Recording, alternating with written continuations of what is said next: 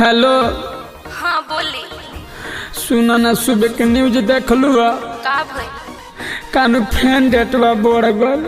अच्छा साचो का? अब कानू 3 मई बंद रहे पूरा भारत। अरे बाप रे, सच में?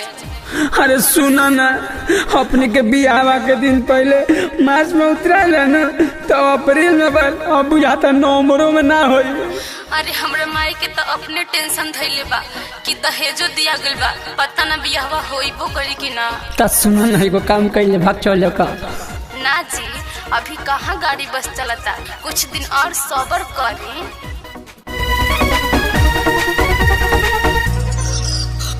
शादी ना होता सपना तावे मन, अप्रैल मई पूरा भारत बाबू। अच्छा जी, खुली नु। शादी ना होता सपना तावे मन, अप्रैल मई पूरा भारत बंद। भागे चला शादी कोही कोले हल जाओ चल के।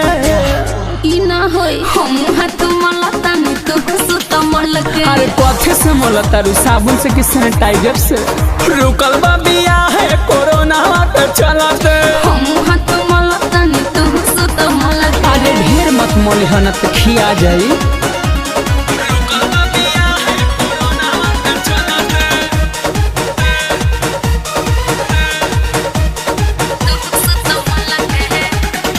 कोइलो से नहीं होता वे कंट्रोल हो, घर ही बैठ के छिलो राजा तू हो। आई लुका के बोला मिले खराती में। ना ये दादा सोबो खुल जाई पोल हो। काहे माटी कोड़ले बनी? तू ने खुकोड़त का?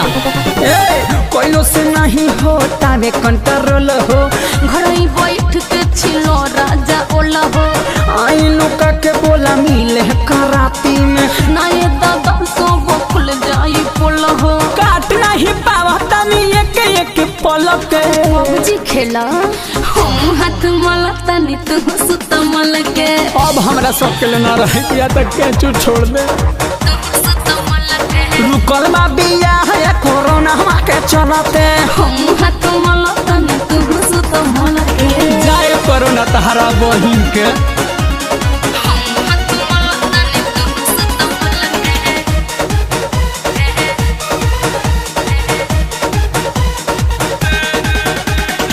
बात कैला से खाली पेट नहीं भरता, संगे सुते के मन हमरो त करता। कोनो उपाय के पढ़ायावतानी।